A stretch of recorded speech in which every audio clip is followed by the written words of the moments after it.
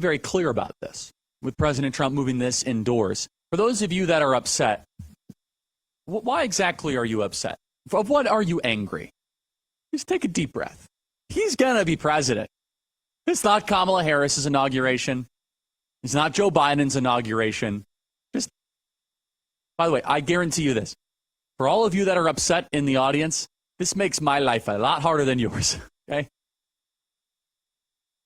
And we're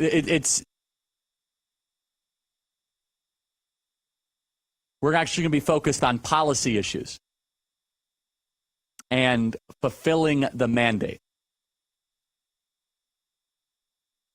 The circumstance in front of us is we're really focused on the pageantry and the pomp and circumstance.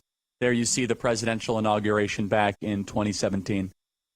The Joe Biden inauguration was so depressing. People were so spread out. It was just a joke. Definitely going to get a different visual when President Donald Trump takes the oath of office inside the Capitol Rotunda. It all kind of goes full circle.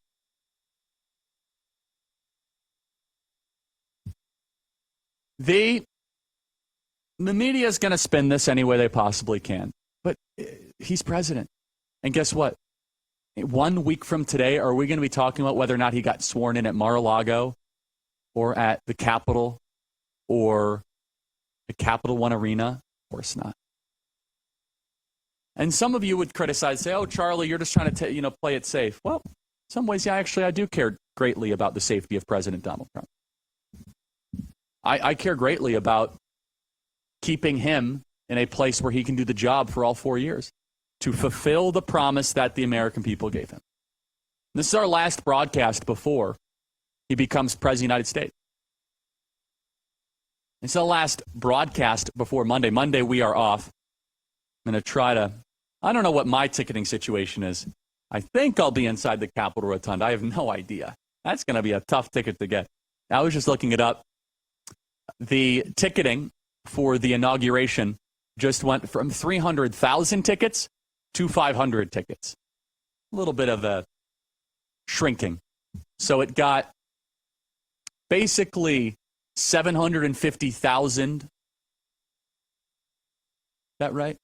150,000 times harder to get the ticket. It's like got shrunk by that multiple. No, that's not right. Anyway, I'll do the math later.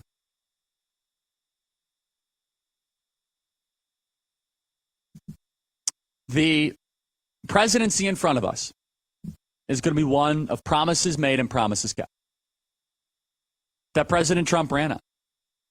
He ran on this sequence of fulfilling the mandate of the American people for the American people to return American manufacturing to this country.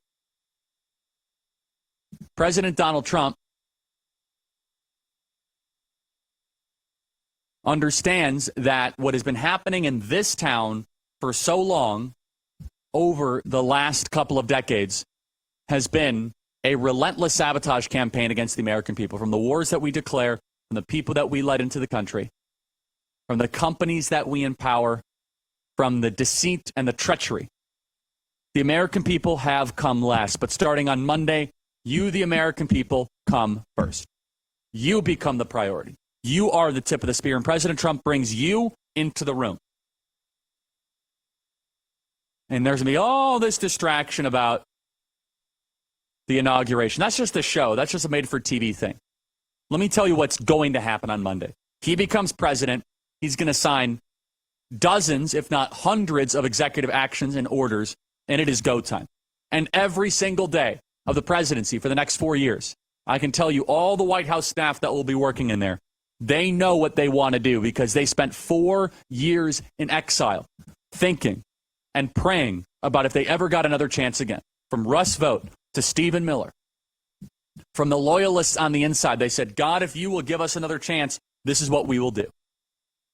And it's going to be shock and awe, everybody. And that's why this program is going to be more important than ever. That's why you in this audience are going to be more important than ever, because they're going to try to misconstrue all of the things that are going to happen. Oh, they're deporting little girls. They're deporting all this stuff. Look,